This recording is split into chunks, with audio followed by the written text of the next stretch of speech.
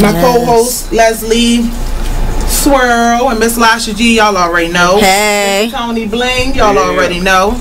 But I have with me Mr. Paul Jackson. Yes, ma'am. And my brother, Mr. Kevin Little here. Well, all right. So I'm quite sure this is going to be a hot topic. I'm very excited about today's show. And I'm also excited because for the first time, the men outnumber the women. That is true. Wow, I didn't even notice that. Finally. Because that took some... This is the first time, right? Yeah. Yeah, okay. I was like, wait a minute, maybe I messed up. Finally, the men outnumber the women. And I really wanted that. More so for all of the shows for the month, but definitely for this show. And then we got our producer and our engineer, so we got a lot of in here today. We might gotta pull it up, but that's all right because we strong with a C. With a strong. Yes. Strong. I mean, how you pronounce it? Strong. There you go. So last week's topic was media, our fathers in mainstream media and their disappearing act, basically, or the minimizing of our fathers in mainstream media.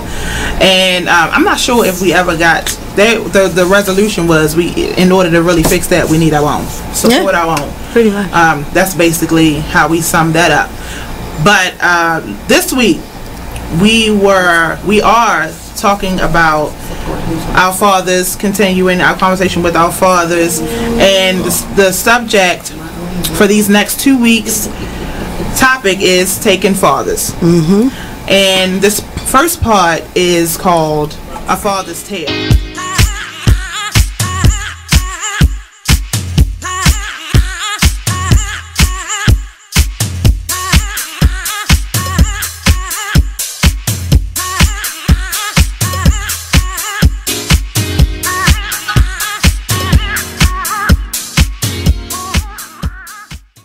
You are listening to BeExposedRadio.com.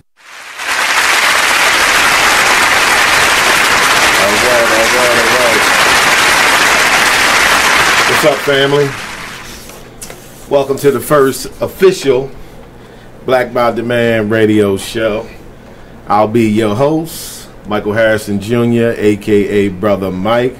I want to thank everybody for tuning in. We apologize. We run a little bit behind today, having some technical difficulties, but this is what happens with your first show.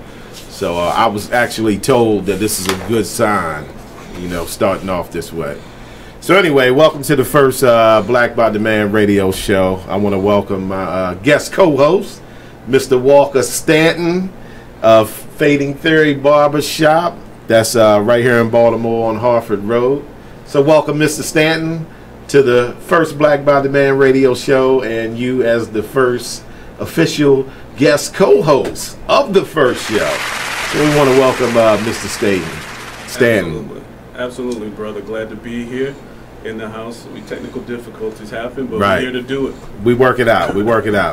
Okay, so next beside him, we got our guest, Mr. Jay Capone of Top of the Line Cuts. Jay, thank you for sitting in with us. Thank you. Appreciate it. Welcome everybody to the first Black by Demand radio show. So, right from the beginning, let's do this, man. Let's talk about this show. Let's talk about the mission. We good? All right. Yeah. So let's talk about the mission of this show, so that way everybody has clarity on what we're trying to achieve here, right?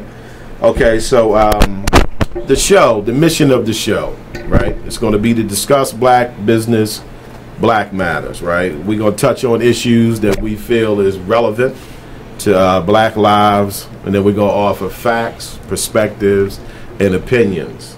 Please take note, everyone, of what I just said. Facts, perspectives, and opinions. So some of the things you hear, it's just going to be our opinion. It's just going to be how we feel about the situation. This show is actually sponsored by blackbydemand.com. If any of you guys are not familiar with blackbydemand.com, it is the website that's been created to be a one-stop shop for black business, please visit blackbydemand.com. If you're a business owner, please place an ad on there so that we can locate these black businesses. And as far as consumers, if you have items you want to sell, job listings, job postings, Black by Demand is the place to post this. This is officially our Black Craigslist, so let's take full advantage of that. So this is sponsored by blackbydemand.com. Okay, gentlemen, so like I said, welcome to the first show.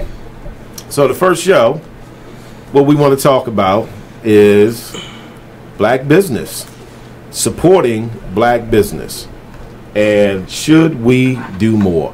So that's going to be the first topic we're going to touch basis on.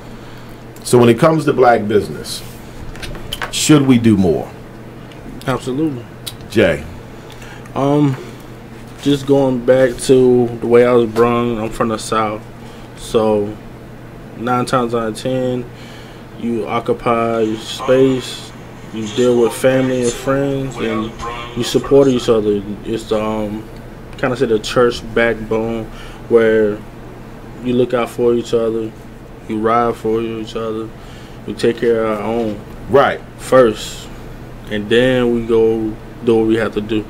But as far as getting ahead in life, we gotta really take care of each other. Yeah, we got to learn to give more support to black businesses, and there is definitely a rhyme and a reason for that, the benefit for us. Now, Mr. Walker, as a business owner of a barbershop, tell me how you feel as far as black people supporting black businesses. Do you feel like there's a need for us to give more support, or are we doing okay with it? Okay. Well, actually, there's a very big need to do more.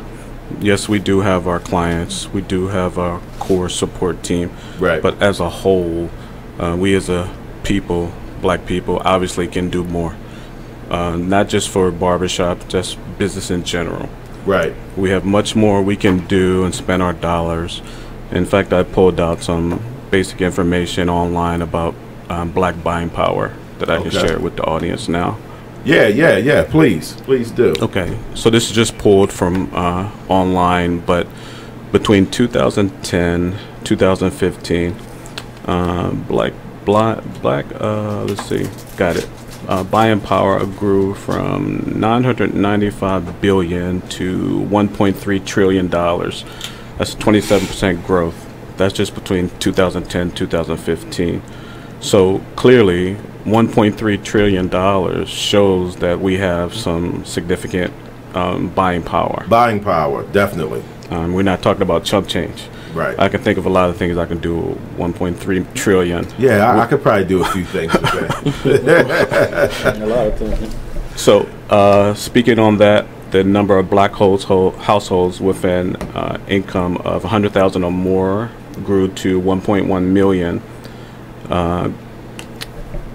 during that same time frame. It looks like right now we're approaching 2 million households over $100,000 a year. So we actually are making some money and growing as a unit. Right. We definitely have consumer power.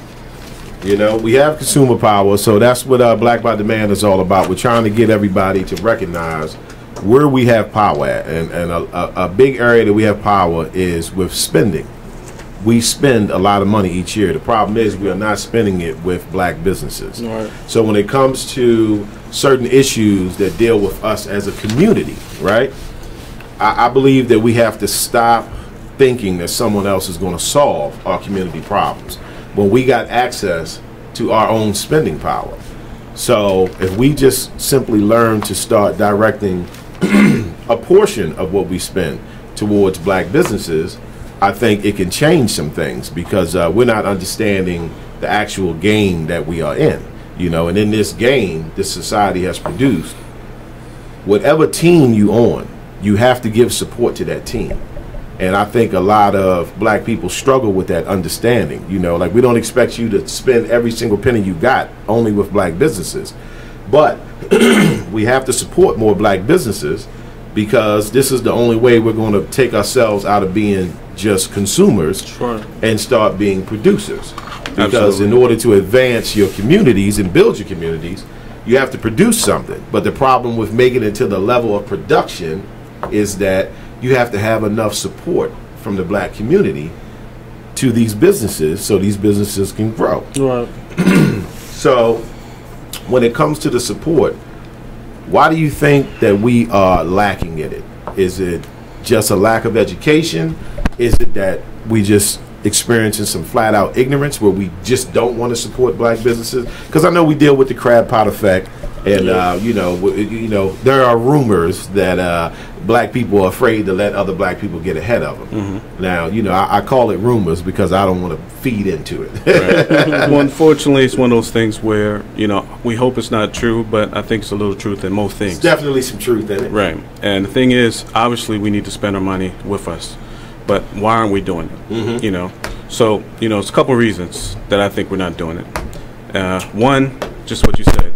Unfortunately, some of us are afraid to help someone else get ahead. Right. Why that is, we can talk about that in a whole nother day. Yes. All day. You know, it could be jealousy. It could be they're living out your goals that you can't move forward and do.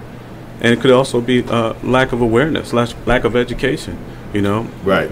Does my dollar matter to that black brother, that black sister? Of course it does, but maybe don't realize how important that dollar is. Right. You know, I remember a lady, I was speaking to a businesswoman, and she was talking about that she does clothing, handbags, and so forth, and she was getting some feedback from our people that her products were too expensive.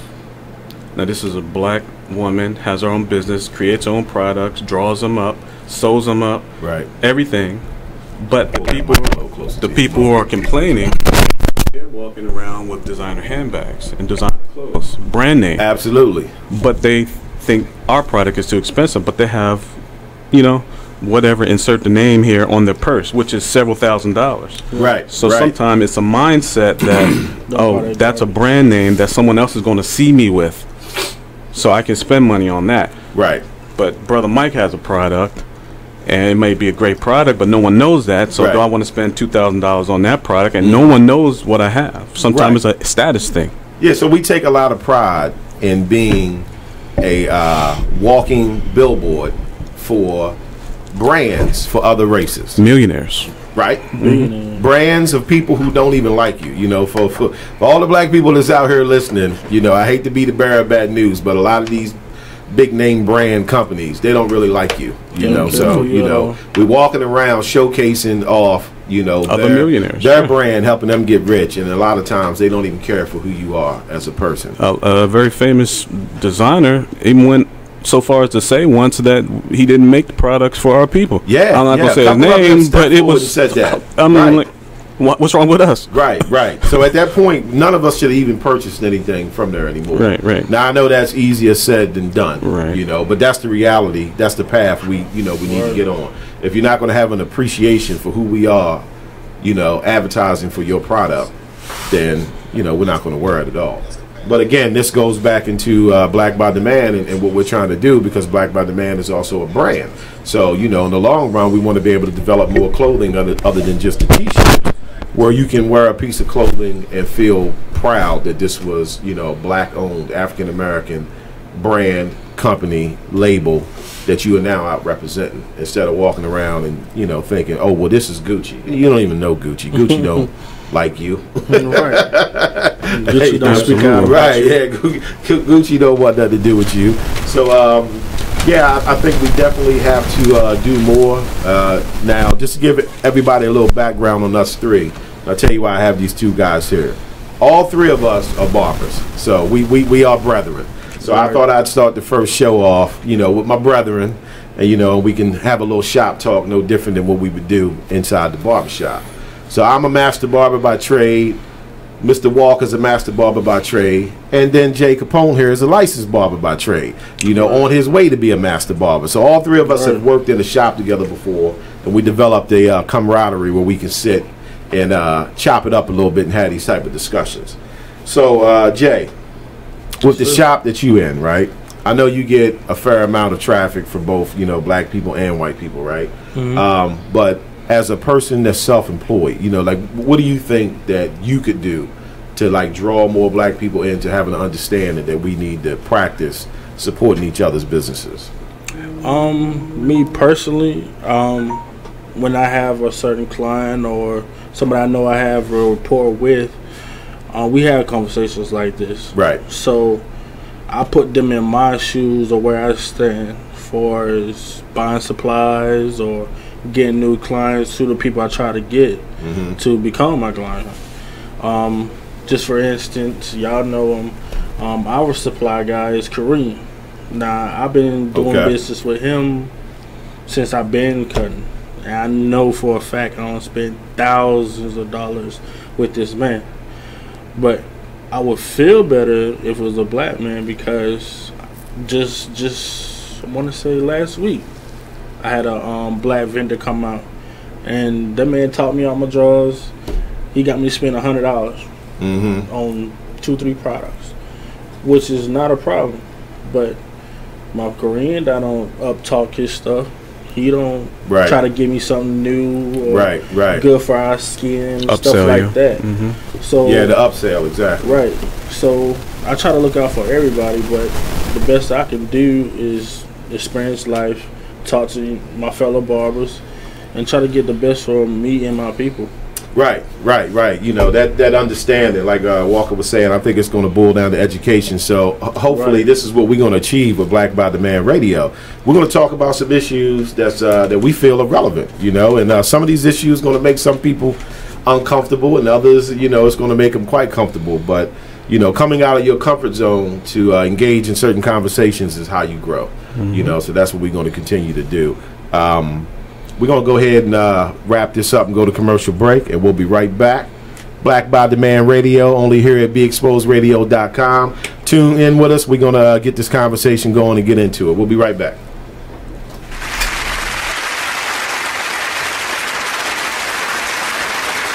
I know the weight is killing you. Suspense is building. All this stuff in the news keeps happening, and I'm not even here to talk about it. But look, on May 17th at 7 p.m., Talk Lately with me, Marnie, is back. We can get into the gossip, all the entertainment news, the politics, everything. It's open to interpretation, but I'm going to put a spin on it with my flair of funny. And it all goes down right here on BeExposedRadio.com, and we on YouTube. So get ready. You should already be ready. Check out this flashback from the Artist Exchange radio show. That's the biggest thing, is just empowerment. Just get off of the begging line. Just be proud and just get our pride and our dignity back, because as a child, we're taught how to go and beg for a job. Our parents, they literally taught us how to make sure you pull your pants up. Me, I'm 6'7", so I'm a bigger man. I was always taught how to not be threatening or intimidate people when I go into different interviews or different scenarios. And so we're literally taught how to condition ourselves, condition our speech, everything, in order to go and beg these people for a job, because we know when we walk in the door, I have to tear down 10 stereotypes before I get past hello. So we need to eliminate that. You know, and we need to eliminate that, and the way that we do that is employing ourselves and employing our brothers and sisters. And so that's our mission, is group economics, uplift ourselves, because I can't empower anyone until I empower myself, and change from just being willing, because it's in my heart and my passion to see my people succeed and see us do better and change the social order, because I know that we are not supposed to be on bottom. I understand who I was. I know I didn't fall out of the sky and land on a plantation. So when you have knowledge of self and you know who you are and what you come from, it's frustrating more than anything to see us in this position. Tune into the Artist Exchange every Friday, 7 p.m. to 9 p.m., every Saturday, 12 p.m. to 2 p.m. live on BeExposedRadio.com. There's a rumor going around that Tyler Perry and Oprah are beefing. Well, let me tell you about this. Tyler, okay, told Oprah, bitch, if you don't have my money, we're going to have a problem. Ooh. Oprah said, what is the problem? Ooh. You said if I don't have your money, there was going to be a problem. So Oprah is standing her ground like, bitch, I'm in charge. Yeah, you know, you may have a $250 million studio over there that you film all your shows and movies and stuff on, but I have the empire. That's what Oprah said. Oh, these are her exact words. Allegedly. I made this up. But allegedly. I made it all up.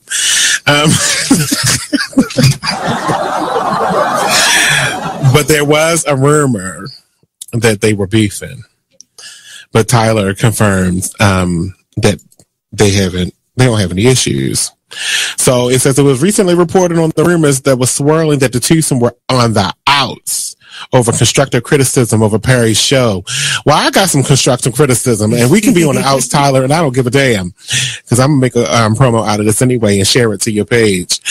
I need the scenes on have and have-nots to be like 5% shorter, each one. I want you to watch an episode of The Young and the Restless, because this is supposed to be a soap opera. No one's dialogue on The Young and the Restless is like this. You don't have to talk about the random plant in the corner for 25 minutes on one damn scene. They talk about random plants. It was a blood stain on the floor for 5 episodes. I can't take it. We need to pick this up. I'm sorry. I love the Have and the Have-Nots, and I continue to watch it in its 5th season, but I get so mad when I can go get myself a glass of water and come back and he had just started the next sentence in his first paragraph. I can't stand it. They just want to get the point across. It's not a...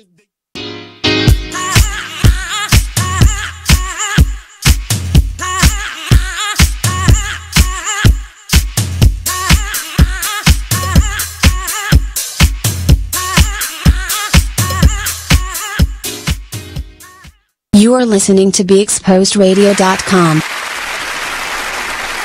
All right, everybody, welcome back to the Black by the Man radio show. I'm your host, Brother Mike. So before we went to break, we was discussing supporting black businesses and why we need to do more of supporting black businesses. So I want to chime in on that a little bit more. It's highly important that we support black businesses because we are not in the game that we think we are in. Supporting your own people, your own team is highly important, and this is how you doing, Nate? This is how all the other races, all the other groups, this is how they move ahead, because they support by spending money with their race. I mean, at the end of the day, you know, one of the things that I come across when I try to convince black people that we need to spend more money with black people, we need to have more things that deal with discussing issues that we have, specifically for us. You know, like, we've been put in a position where we're so afraid to do something that deals with just black people. Like, black people are scared of that. You know, they're scared to just be pro-black because they want to equivocate pro-black to being anti-white. Correct. You know, and I had a brother the other day, he asked me about that, and he said, why do you think people like to associate pro-black with being anti-white? And I told him what that comes from is because pro-white equals anti-black. Mm-hmm. Okay, you see where I'm coming from? So pro-white equals anti-black in a lot of cases. Not every case, but in a lot of cases. So then when you have a black person who's pro-black, people tend to think that means anti-white. Right, but if you really understood the game, it's not about being anti-white. It's just about being concerned about your team. That's it. You know, now this is how all other races get ahead. They're not afraid to be concerned about their team. Except for us. Except for us, right? So when you look at Caucasians, Asians, Middle Eastern Indians, Spanish folks, you know, their dollar, the Jews, it bounces between 7 and 18 times within their community before another race touches it. Now when you look at the black dollar, which happens to be the most powerful dollar as far as consumption, because we spend more than everybody else, but yet our dollar doesn't bounce not one time within our community. Brother you Mike, so we're making everybody else rich. Exactly. Quick point on that. Go ahead, exactly brother. What you're saying. 2 cents of every dollar, 2 cents of every dollar that we as a people spend, we spend on black. Yes. 2 cents of every dollar. Right. Everybody else, much more. Much more. 60%, 70 cents, 85%, cents. Right. So I guess that's where they probably get the old, you ain't worth 2 cents. That's what it is. Good point. Good point. You ain't worth 2 cents. Good point. So yeah, in order for us to really begin to build, we got to understand the game that's being played. So in this game, you are assigned a team. And I want black people to understand that and embrace that. You are assigned a team. You don't have to be feeling ashamed because you want to represent for your team. Right. Like we're all on teams one way or another. Like I'm black. I'm on team B. Right. Okay, I'm on team B because I'm black, right? Mm-hmm. But then I'm also a barber. So I'm also on the barber team. Mm-hmm. If you an ant, you on the ant team. If you a gorilla, you on the gorilla team. You see where I'm coming from? And we the only people that are scared to embrace that and recognize I believe in being fair, but I also believe in my team coming first. Mm-hmm. You know what I mean? So our team has to come first. And blackbytheman.com, Black by the Man Radio Show. This is what we're trying to push forward to get black people a little bit more comfortable with recognizing there's nothing wrong with being proud of your blackness. We live in a society that has tried to convince us to hate ourselves. Right. You understand what I mean? They've been so successful at it that when you have black people who don't demonstrate the hatred for themselves, it shocks black people, it shocks white people. It makes them uncomfortable. Yeah, and it makes black people uncomfortable. And I'm seriously disturbed about that because you should be very comfortable with discussing anything that's about progressing your people forward. Your team is, it has nothing to do with disliking or hating any other team, but we got to play for Team Black. And one of the ways that we can get in the game is start supporting black businesses more and stop being so judgmental when it comes to the black businesses. Now, don't get me wrong. There's a lot of things a lot of black businesses need to do better, and we're going to speak on that as well. Mm-hmm. But the support has to be shown in order for us to move forward and in order for us to stop having neighborhoods where the whole neighborhood is surrounded by stores from other races. Right. Now, the average black person comes from some particular background. Mm-hmm. So when you look at low-income housing areas where black people live at, if you peep what's going on around it, okay, all the stores are owned by other races. Mm-hmm. So, you got the Indian man, he's got the gas station and the liquor store. Mm-hmm. The Asians got the beauty supply. The cleaners, the nail spot, the little chicken box spot, right? The Caucasians got the check cashing. They got the pizza shop, the sub, so forth and so on, right? Yeah. So they put these around our communities all year long and take money out of our communities. And then most of the time they don't even like us. So they don't even treat us fair, right? Watch you. But they see us as a cash cow. They refer to us as liquid assets. So they take money all year long from our communities, and then they go spend it in their community. Mm-hmm. So that little Asian kid got to go to that expensive school because of the poor black people, where his peoples have their store at, who they also are not even treating appropriately. And you notice, Mike, when you go to their neighborhoods, they don't have the liquor stores on every corner. Nope. Right. No, sir. Not in their neighborhood. Yeah. No, they're not putting no liquor store on every corner because they're not about poisoning their people. Mm-hmm. They want to keep that poison coming towards us.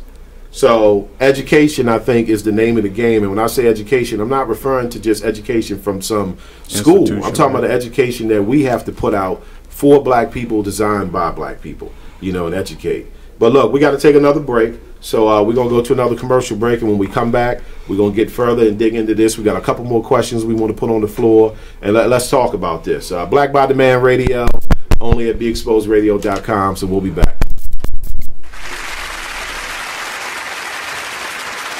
Completely is set for May 17th at 7 p.m. only on BeExposedRadio.com. Oh, okay, yeah. Also on YouTube. I know the latest killing. Why would you see me recording? Oh my God. You a hard-headed asshole. Yo. Man, it is what it is. Man, it is what it is. Well, it is what it is. This fly T Miles, also known as Tyree Miles, and Mr. Miles the writer. Hip Hop King, check us out every Friday on Be Exposed Radio at 9/11. Coming to y'all soon. Hey everybody, check out what you missed on the one and only Be Inspired Radio Show. I'm just thankful this year I've dealt with,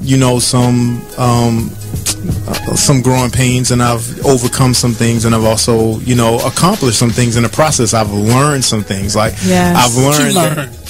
learned that everybody loves your work until they got to pay for it. That's what I learned. I learned everybody loves Is it really what you about do. the pay?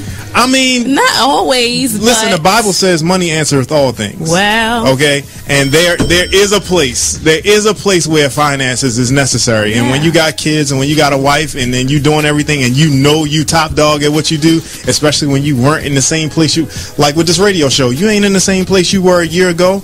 Should nobody be coming on the show and not donating to your show? Can you say that on my show? Should nobody be coming to your show? Can you say that in the middle of the live? Yeah, make that a promo, please. Should nobody Should come on this show without donating? Yes. I don't care if it's $20. Donate. Tune in to Be Inspired every Wednesday live at 7 p.m. right here on Be Exposed Radio.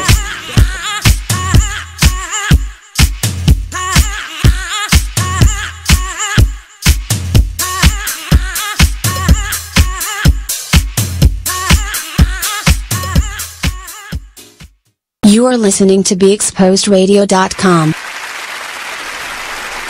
Welcome back, everybody. Black by the Man Radio Show. I'm your host, Brother Mike. So we was touching on supporting black businesses before we left. So we're going to go ahead and move forward with the next question on the floor. So the next question I got is, what can black businesses do to get more support from the black community? Are there areas that we have opportunity for improvement to draw in more black people to wanting them to support these black businesses on a level that they support, all the other businesses, the white businesses, the Asian businesses, the Middle Eastern businesses? So what can the black business do to draw in more black people? Jay, what's your thoughts on that? First, we got to utilize our social media and our platform of advertising. That's a good point. I feel like as black people, we don't advertise at all. Very good point. We don't. So you can put it on Black by the Man. There you go. Start off there, but we got to do more about getting our name out there instead of just word of mouth or something like that, because bad news travels faster than good news. Yes, it does, especially when it's black people speaking on black people. We Right. we love sending bad news down the grapevine. Listen, you need to say that about 5 more times. Say that loud. Perfect example. So we on trying that. to bring something different here at Black by the Man Radio Show. Perfect example on that, brother. You go there to whatever business you have. You visit that business 100 times. Right. Love the service. Have something small or something big. One thing go wrong. I ain't never going back to that black business. Get thrown under the bus. Yeah. I can't stand. You went 100 times. Right. But if it's another business from another race, they mess up your food or whatever. I can't stand them, whatever. You be back there tomorrow buying the Be back same there order. tomorrow. I actually spoke on that on one of my videos on YouTube. How like our tolerance for mistakes with black businesses is just very low. You know what I mean? The first time they make a mistake, that's it. We just done with them. Goodbye. It's crazy. And then we also like to complain about pricing. Which I get. We when spoke people on that. notice a difference in pricing. But let me just touch on that a little bit. First of all, the pricing isn't that big of a difference, right?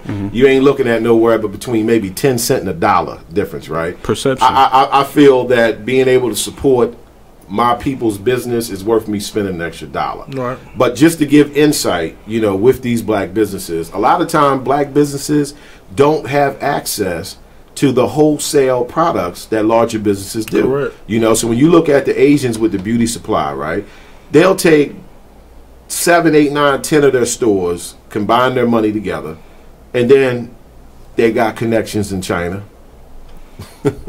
No pun intended. That's funny. So they get to purchase these products in bulk. So then they'll have that shipped to a particular warehouse, and then they all show up and divvy up, the products and take them to their individual stores. Well, a lot of black businesses don't have access to other businesses that are willing to get together and get the wholesale prices. And then when you get deeper into the game of business, you'll find out that a lot of black businesses kind of get shut out from getting the wholesale prices. They get locked so up. Right, so a lot of things have to be purchased at a retail price. So if they have to purchase it at a retail price, then they're going to have to sell it a little bit higher than you might be able to get it from another store. And that's why I say I understand that people, are not going to be able to just cold turkey jump up and give all of their purchases to a black business. But you need to incorporate it into your spending somewhere. So that way you can feel that you are contributing to your people doing better. You can't sit back and complain about the things that are happening with our people and you do nothing to support it. So Walker, let me ask you, what do you think the businesses can do to make black people understand? We want you to support us more. We want you to, solicit us, and bring us some business. Well, the thing is, we can start by just showing a little appreciation. Right. It starts with the small things. A simple, I appreciate you. Thank you. Right. Some people have this thing where they can't reach out to people and say, hey, thanks for coming. I appreciate you. Extend a hand. You got to start with that. I know when I go to a business and someone reaches out to me, smiles at me, shakes my hand, tells me, thank me for coming, I appreciate it. It makes me feel good. Even though it's 50 people behind me that they're going to do the same thing to, makes me feel good. Right. So we got to start small and actually, let them know that we appreciate their business. That's so we need better customer service. Better customer service all around, from the time you see the person to the time they leave. Right. So I'm looking at it like not only do we need better customer service from the business, right, but we also need better customers from the actual consumer. True. Because the consumers, like we said, they do go into a black business with certain lowered expectations, So stop doing that and then recognize your people are trying to come up. Right. So support that to help them come up, and then maybe years down the road they can have that larger business, with everything intact that you used to when you deal with, businesses from other races. Absolutely. But the reality is we trying to get started back in the game. We're trying to bring forth an education that's going to help people understand the importance of supporting black businesses. So for all those who are listening, please do better at supporting black businesses. Go on blackbydemand.com. Check out the businesses we have on there. The website's kind of just getting started. We don't have as many as we would like at this point, but we got a goal of trying to reach 1,000 ads by the end of this year. If you don't want to place an ad for your business because you're not a business owner, it's also like a black Craigslist. So if you got items you just want to sell or you want to look for some items to buy, we want it to be the one-stop shop for black business. So that's a way you can support. And then, of course, we also have a donation button. The ads to place on blackbydemand.com are only $19.99. Okay, so for $19.99, $20, you get 30 days of an ad that you can upload 2 images, a link, and then also a YouTube video. And just for the people listening, let me put the number out there so you guys can call in if you want to chat with us. You can call in at 410-702-5657. That's 410-702-5657. Feel free to give us a call if you want to add to this conversation. You can also type in questions and text statements you want to make. But we have to. We got to do better with supporting it. I think as long as we continue to have shows like this, and we can put out a particular type of education, things that ain't getting discussed on a normal, I think we have a percentage of us that wants to do better and understands the big picture. Because if we don't come together with doing better with supporting each other, we're just going to fall further and further down the social status ladder here in this society. It's been going on too long. This has been going on since we got here. Right. It's time for us to really go back to our roots and depend on each other. That's right. That's right. We got to go back to old school. There's actually a scripture in the Bible that says go back to the ancient paths. Okay, so you can take that spiritually or you can take it carnally, like we talking. Go back to the way things used to be. This whole thing of integration has actually weakened us, and people don't quite understand that. The integration weakened us. We are the only people that wanted to be integrated with white people. Asians don't come here and say we want to be integrated with white people. The Native Indians are not here saying we want to be integrated with white people. Now, I'm not calling for a flat out division, but I'm just saying, you got to be equal but separate. You got to do your own thing. We're not going to vote somebody into place that's going to make things better for the black community. That's up to us to do that. And when you look at the overall big picture, it's kind of foolish to think that any other race would want to help you do better in those areas when it's been proven that they've actually done things to hinder you from doing better in those areas. Just about everybody. Well, so it's up to us. I'm trying to tap into our power. I want black people to feel proud to be black without, thinking that it's going to offend a white person because you're proud to be black. White people are proud to be white. White people are proud to be white.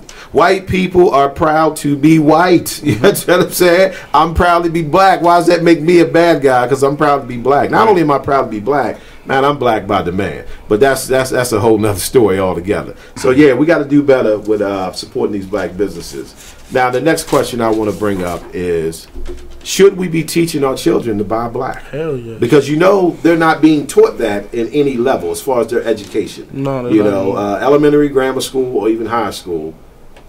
When does it begin that we start teaching our children to buy black? And should we be doing that?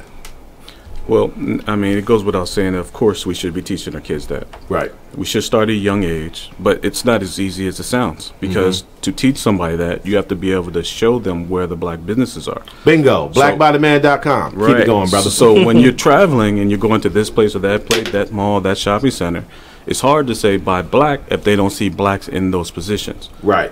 Right? Right. Now, they could be behind the scenes owners, but you have to be able to educate them. This is a store owned by our people. Sometimes you can tell by the name, sometimes you can't. Sometimes it's misleading. Right. But the point is, you have to actually say, via directory, via online, via, me and Mike, we shared the book with each other about the black business owners. Yes. And I actually should have brought letting me use that book too. Yes, sir. And, we just have to be able to point out where can we find our people at and the importance of it. Right. It makes a difference. And, it doesn't help that, so many things are against us. When we look on TV, how many times do we actually see our businesses? Yeah, we might see people in a commercial for someone else's business. Right. And what are we doing most of the time? Dancing and singing. Right. Right. Right? But it's usually not for our commercial. Shucking and jiving. Exactly. So next time you see a TV, or next time you're watching TV, look at the commercial and you see what I'm talking about. How many times is that commercial for us? It's very little. Yeah, it's very little. So we have to do more behind the scenes to get our commercials out there, and we have to do more to recognize and actually acknowledge the commercials that are for our people. Right. And they don't always have to be, some dancing commercial or whatever, some dancing business. That's fine. We're very, rhythmic, and we're very, no doubt, educational as far as our, ability to move and all that kind of stuff. But we're more than that. Right. And so don't fall into the trap that that's all we are. Right. Yeah, I definitely agree with you, brother. Jay, what do you think, man? You think we can pull this off and have people get an understanding that they need to support black businesses more and recognize that we've been bumped down in the social status? We used to be number 2. Black people were number 2. Right. We are no longer number 2. The Spanish have bumped us down to number 3. The Asians are about to bump us to number 4. So I'm saying nobody's paying attention to that, right? So what Walker was saying, like, we need our own media outlets. This is why we got the Black by Demand radio show, because we need to talk about things that black people are not going to hear coming from anybody else other than another black person, because we the only people that are concerned about our present conditions. And I have our perspective. Yes, our perspective. That's what we are here to offer, our perspective. And even if you agree or disagree, the whole point is just for the perspective to get you thinking different towards the way you operate as a black person. We're too individualized. We got to get away from just being individuals. A lot of black people, at least the background I come from, you know what I mean, their main goal is to make sure that they okay. They really don't have a concern for anything else, and it's a rhyme and a reason why we get down that way. But I'm saying we have to start removing that. And we got to show our children physically how we buy black, right? When we do, and then explain to them why we do it, the importance of buying black. Because if we begin to do that, then they're going to grow up and teach that to their children. So 2-3 generations later, you got black people who take a little bit more pride and understand that we on the same team. You understand what I mean? While everybody else is playing on the same team, it's time for us to recognize that we on the same team. So we got to teach it to the children. Now, Jay, you got 2 young boys, right? You know what I mean. So how you feel about letting them see you buy black? You know what I mean. And that's the thing, because the beauty of it, my kids are with me. Kind of say 9 times out of 10, they're with me in the shop sometimes. So they see me receive money, and they also see me spend money. Right. So I want to say it was last weekend. My oldest son said, "Daddy, can I straighten your money out?" I said, "All right, go ahead." Because sometimes when I get my money, I just shove it. Right. So he straightened my money out. He counted it out. We do the counting because he going to 4th grade. Nice. So he sees me, So he sees me earn money. So daddy said, "Oh, you got all this money." He said, "Yeah, but you got to spend your money wisely." I said, "I just can't go spend the money however I would like to." Right. But I said, "I got to take care of you. I got to take care of the household. I got to take care of your mom, everybody." So whenever I get a chance to spend it in the black business, hopefully I can. I let them go in there. I give them a little couple dollars. Because we like to go to Patasco. They love Patasco. Okay. Because people throwing away toys, they go in there. Mm-hmm. So, hey, we're just going to patronize this person today. Right. Or even if I don't like their cologne, I'll go buy some cologne or something like that. Mm-hmm. So that's the only place I know, as far as in the city, being that I'm not here in Maryland, I like to go because there's thousands of black folks in there. Right. So they can see us around us, operating around us. So I want my kids to grow up in a different mindset than I grew up, because I didn't see this way until after I got out of the household. Right. And I see how people operate, because they don't want you to win. No. They're not trying to help you to win. No. They're not going to give you the tools to win. No, absolutely not. So I got to bring my kids up a different route. So when they in high school, they ain't going to get bamboozled of, oh, you got to think this way now. We're not going to do that. Right, yeah. And I think letting them see you spend with black businesses is very important, because children tend to do more of what they see us do versus what we tell them to do. Yeah. You know what I mean? So we're gonna interject right here, and we got to go to another commercial break. So stay tuned. Black by the Man Radio, first show, first guest co-host, first guest, Brother Mike, BeExposedRadio.com. It's on, people. Be back after the break.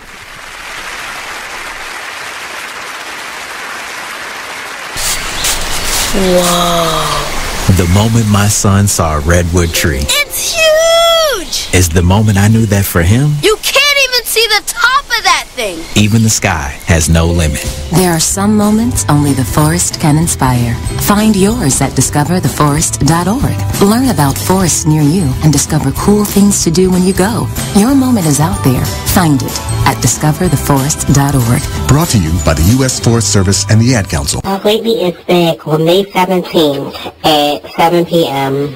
only on BeExposedRadio.com. Oh, okay, yeah. Also on YouTube. I know the latest killing. You see me recording? Oh my God. You a hard-headed hoe. Yo. Yeah, this the man that holds it down.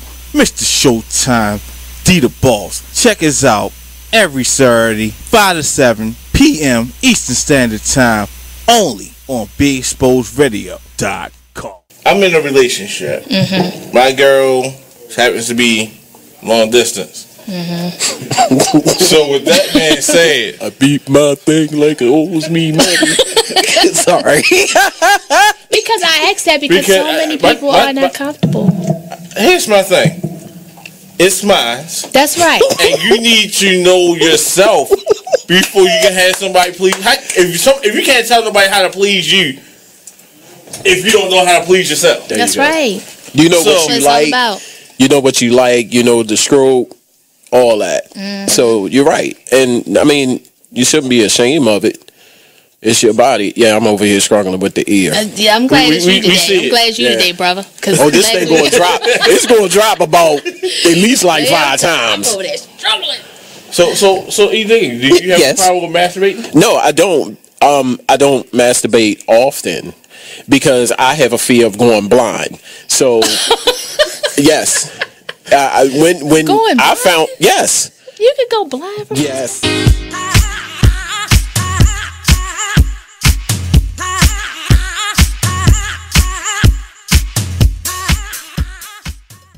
You are listening to BeExposedRadio.com. All right, what's up, family? Brother Mike, Black by the Man Radio Show. We are back. We was just touching on teaching our children about buying black. Before I even get back into that, though, let me give another plug for my brethren here. So again, we're here with guest co-host Mr. Walker Stanton, a.k.a. Mr. Walker of the Fade and Theory Barbershop. Walker, what's your address for the shop? 4534 and a half Harford Road. Right off Harford Road in Laurelville. Very nice. Walker's a great barber, by the way, y'all. He's a wonderful barber. I'm not a hater. I love my brethren. I appreciate you. I'm not a hater. We all do our thing. So we also got Jay Capone, the barber here, and Jay's down in Aberdeen. Jay, you at 1205 South Philadelphia Boulevard. Correct. Jay do his own thing. He's cutting inside familiar faces, but the J cuts are the top of the line cuts. There you go. There you go. Top of the line cuts. You can find both of these brothers on blackbytheman.com if you want to know more about them, and if you want to get a chance to link up with them and get you a fresh cut. All right, so we're going to get back to the show. Again, we were speaking about teaching children to buy black. I think it's highly important. Malcolm X was quoted for saying that the worst thing you can do is allow your enemy to educate your children. And I agree with that wholeheartedly. You know, now I have an ideal of who I view as my enemy, but I'm not going to speak specifically. So let's just say whoever you think is your enemy, don't allow them to be educating your children. Now, of course, as you know, members of this American society, you know, your options as far as school as a black person are not as, you know, wide as some options, you know. So, you know, a lot of us deal with public school, you know, which is fine.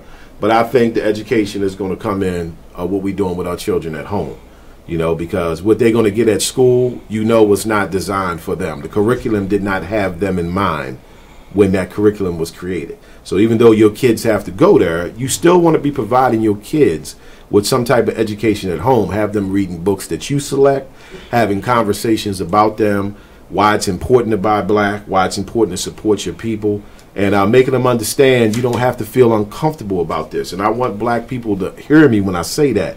Don't be uncomfortable with your blackness, you know. Like, I'm not going to take it down the rabbit hole of spirituality, but just trust me when I tell you, the first gift that the Most High gave to Adam, the man we call God, right? Mm-hmm. First gift God gave to Adam was his blackness. So just keep that in mind. You know, be proud to be black. The first gift he gave him was blackness. Mm-hmm. So we got to get out of being afraid to represent for our blackness, you know, and teach our children to be proud about their blackness. And I think supporting black businesses is one of the ways that we can do it, because as they begin to see that, it's going to change the tide. You know what I mean? Like, a lot of folks, you know, my age, Jay, you're a little younger than me and Walker, but some of us at these ages are just not really trying to hear it. You know, we set in our ways. We don't want to change. Right. That Stockholm syndrome is set in. The mental conditioning is bad. They don't think it matters. So the true change is definitely going to come from the younger generation. Mm-hmm. And it's up to us as elders,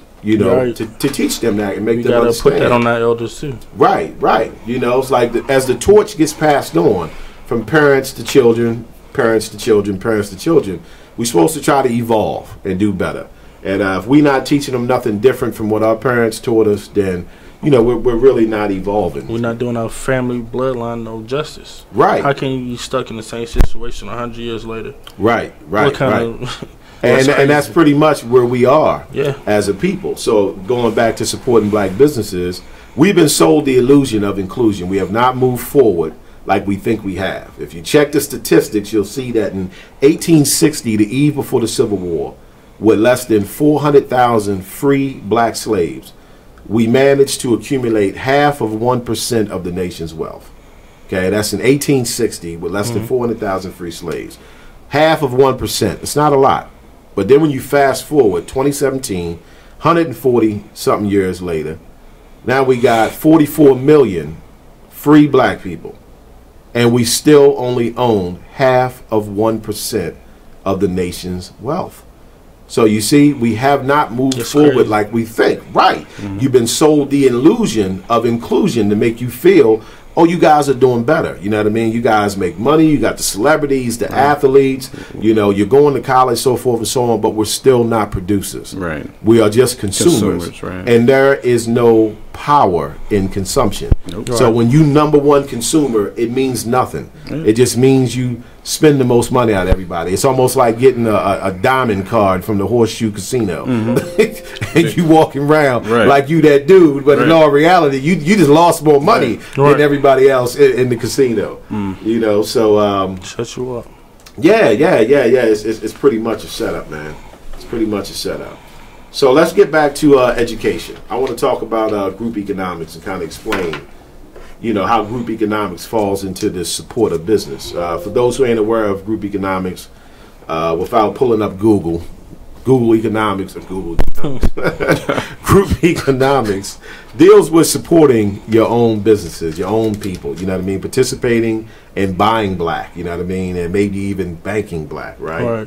So Do you guys think that group economics is a major key towards getting us to get on a better path as a community of people? It is a major key.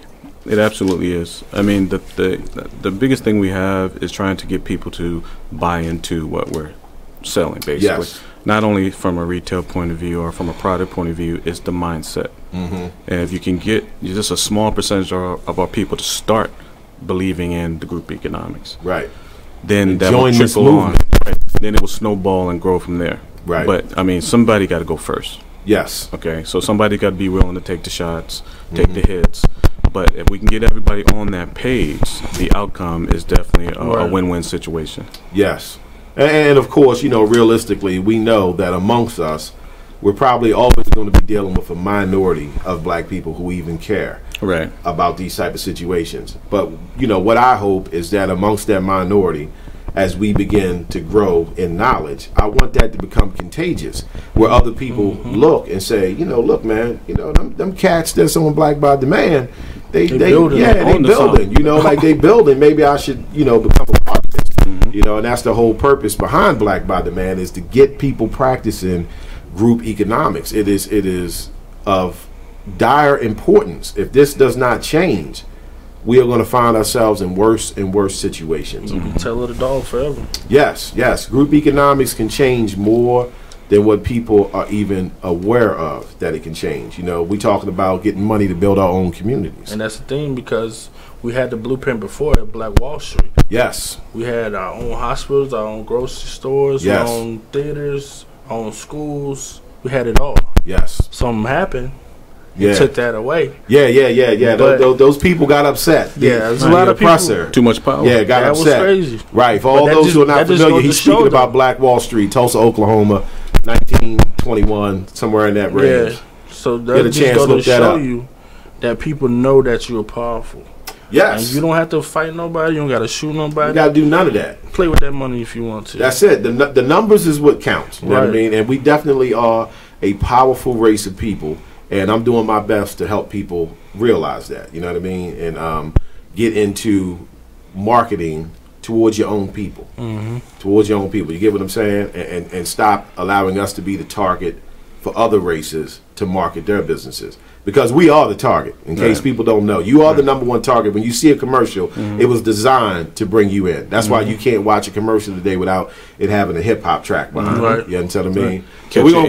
Catch your ear. Yeah, we're going to go to commercial break, and when we get back, I want to dive into the economic side of group economics and how it's going to benefit us. So stay tuned. We'll be right back. Black by Demand Radio, only at BeExposedRadio.com. Brother Mike.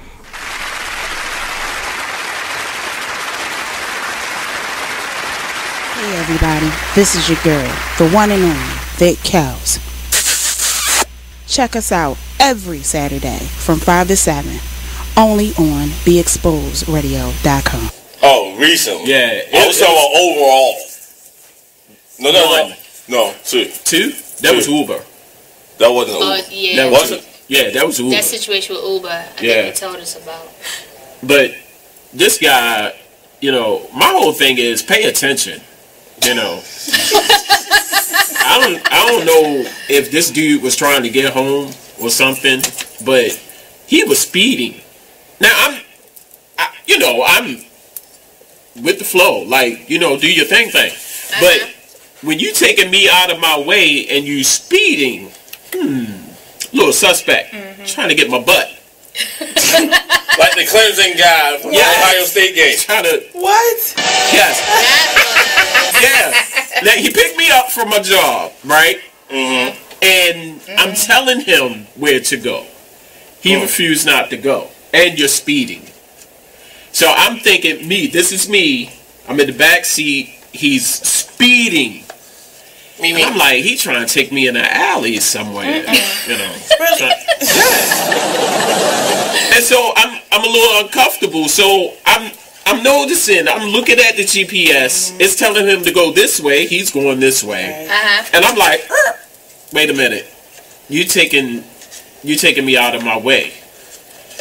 I know I curse like a sailor, but I do too. There's sometimes you just don't curse. And this one time was that. Hey, look, y'all. I'm only going by what the GPS, yo. No real shit. Oh. Wow. Oh, real shit. I quit. Oh. Like real shit? Really? Wow. Say you cussing? Wow. Trying to get my butt? Oh. Yeah, this the man that holds it down. Mr. Showtime, D the Boss. Check us out every Saturday, 5 to 7 p.m. Eastern Standard Time, only on Be Exposed Radio.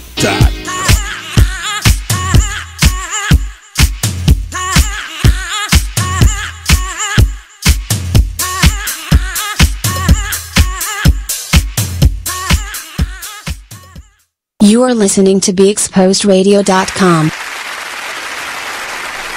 Let's get into this, Mike. What's up, family? Welcome back to the Black by the Man radio show. I'm your host, Brother Mike, with co-host Mr. Walker and guest Jay Capone the Barber. Before we went to commercial break, we was discussing group economics and the importance of group economics. So I want to touch on something about group economics that I think our people are not aware of, okay? Just to show you the power of economics, right? Now, when you look at racism and police brutality, okay, we all know the basics as to why it's happening, you know, driving while black, you know, just being a black person, so forth and so on. But what I think a lot of us don't understand is one of the reasons that we do not get the results when one of these situations happen, it's not just because of the racism. You know, as far as, you know, people not liking that you're black, so forth and so on. It's an economic issue. You see, you can't get justice when your child is killed in the streets by the police because as a people, you don't have economic power. So when they do something to black people, right, along the lines of racism, they know all that you're going to do is get mad. You're going to get mad, you're going to protest, you're going to march, you might burn some things up, you might make some T-shirts. But other than that, it's not a lot that's going to happen from it. And that's because you don't have economical power. Now, when you look at other races, take the Asians, for instance, right? See, if they do that to an Asian person, and then the police kills that person in the streets on video in front of everybody, the Asian community has economic power. So they can say to the dominant society, listen, if you don't get justice for what you did to our brother, good luck getting something imported from China. Good luck having another tag that says made in China, made in Hong Kong. See, they have economical power. They can change the numbers on the scoreboard. And that's what gets respected in our society. You see, so as long as black people, we are not exercising any economical power, you're not going to receive any justice. You understand what I mean? Because there's nothing you can do if you don't. You can't say, well, we're going to shut down certain supermarkets. You know, you can't say, well, we're going to pull the utility water company off in the other state and cut the water off. You have no economical power. And that's what Black by Demand is trying to educate people on. We have to start developing economical power in order to move forward in this society. You will not move forward without economical power. And that comes through group economics. Because at the end of the day, that's what racism is all about. And again, because our education is not coming from those who look like us, we don't have the full understanding. You know, if you talk about racism, black people just think it means bad words and, you know, didn't get the job. You understand what I mean? And the police harassing me. Get to the back but of really, the line. racism deals with economics. It's an economic issue. That's the blood. That's the blood that pumps the body. Right. It's an economic issue. You know what I mean? So in order for you to not receive racism, you have to develop economical power. And with us being the #1 consumer, we have such an opportunity to have economical power because it's there. It's just there under consumption instead of production. We got to move a percentage of that over to the economical power being production. So when you produce something and then you can threaten to remove that, now people going to listen to you. Right. You understand what I'm saying? So if you got the power to say, well, if this doesn't happen, you know, we're going to stop sending donations to Hero, or I'm going to stop my people from coming into your store and buying products. See, that's economical power. That's how you move the people who sit in the positions to actually give you the justice that you're looking for. But, you know, just getting mad and hyped up and you know, having marches and all that, like, I can appreciate the passion that's behind it. You know what I mean? I love that. Right. It's unfortunate, though. I know it's not going to get us the results that we want. Now, if all of us who was out there protesting, right, put up $100, and then we went and bought something, you know, and got some economical power, then we can, you know, we can make some noise. We can move forward. So group economics is the key to developing our economical power, where you can finally get some justice. And I know, you know, when the average, you know, black person hears stuff like this, they don't pay much attention to it until it hits home. Jordan's got the ball. Right. And until it hits home. Right. So when it becomes your nephew or your son who got caught up by the police and something was done wrong. Right, all of a sudden. Right, now you pumped up. Now you ready to listen. Right, now you ready to say, man, this can't keep happening. Right. Well, I am giving you a major solution as to solving that. It's group economics. We have to start spending with our own businesses, and we have to begin to have these type of conversations where we can begin to link up and talk. We need conversations that don't deal with entertainment. Right. And deal with having fun. Tennis shoes. Right. Like, we're going to have fun on this show, but we're going to talk about serious issues. Right. You know, things that we feel are relevant that needs to be heard. And I think group economics is the best key. Like, this is how you become a force to reckon with. It's all about money. Yeah. Remember being young and your parents would always say, it's just all about money. And it still holds true to this very day. Right. You know what I mean? Still holds Once true you give to it value, it's going to. Right, holds true to this very day. So as far as businesses, like, I think some of the things businesses can do to bring in more black people is, first of all, like you said, Walker, make your business more readily available so it can be seen. Blackbythemand.com is a great way to do that. Join the movement, support it, donate, buy a t-shirt, buy a wristband, place an ad, but support the movement. It's very important. It's to benefit all of us. Exactly. What do you feel about customer service from black businesses? Well, I'll be honest, I'm one of those guys who just, you know, I'm pretty plain. So, you know, we're not where we need to be in general with customer service. Right. You can go into any store you want, gas station, fast food, and, you know, unfortunately, we're kind of lacking in that area. Right. Sometimes you got the person on the other side of the counter, you can't tell whether they care about you, are they pissed off about being at the job, or they even could care less if you walk out the door or not. Unfortunately, that happens a lot. Right. And it's hard to change that mentality, because the person on the other counter, they might be getting whatever amount of money an hour. They don't really care. That's not their career. And that's a good point. And they know they're going to punch out and go home and do whatever they're going to do. So it's not that ownership mentality. Right. That's one of the things that we struggle with. And sometimes, if, for example, our shop, the way we're situated and where we're located, it's 50 shops around us, right, who all have a similar mentality and approach. So when someone comes in and gets that different approach, it's sometimes it's like a little shocking. Like, wait a minute, this dude is saying good morning and how you doing? And it was unexpected, right? Right, exactly. So if we go to, you know, the grocery store or whatever, and we get that from our people more regularly, then it's the people who are not doing it who stand out, not the other way around. Right. You know what I mean? Yeah, I do. So it's one of those things where we can do much better, but we need, you know, push. Unfortunately, sometimes with management and ownership, if you don't have people in the stores, then you're working by yourself. Right. In McDonald's or wherever. And no one wants to do that. So I'll just put some bodies in there, stay open, get some money. Right. You know, so unfortunately, those bodies you put in there may be not the best customer service people in the world. Exactly. But I got to stay open and make the dollar. That's the mentality. Me, I'm the opposite. I'd rather do it by myself and do it right until I can get that person and weed out 500 people to get the one. Right. Because that's the image I'm going for. But who of us are willing to do that? Yeah, that's true. That's true. You know, that's true. Yeah, and I think that's where the education comes in. Exactly. You know what I mean? This is why we have to have these discussions. You know what I mean? We got to talk about these things, because I deal with so many people when I have conversations. They simply wasn't aware of the things that we talk about. You know, so I think having a platform like this is going to serve to remove some of that ignorance. Speaking on that, those people you speak to, are they average young people, older people, middle-aged people? What are those people? Probably average ages between, late 20s to late 30s. So young people? Okay. Yeah. So, definitely younger folks than myself, even though I'm only 29. But, but I'm 19. I might be able to start driving soon. But,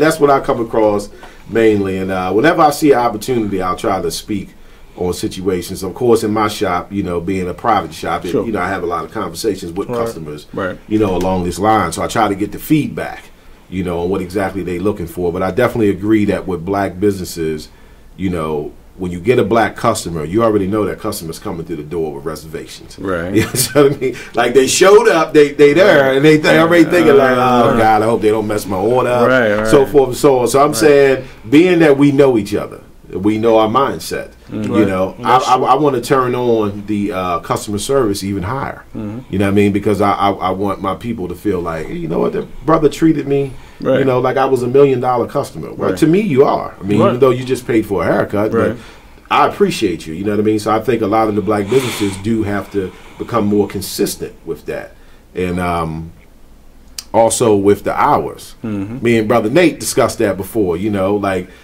No consistency with the hours. Right. They supposed to be open Monday through Friday. You Right. stop by Tuesday at 1 p.m. They closed. Right. Talking about we was out of crab cakes. Right.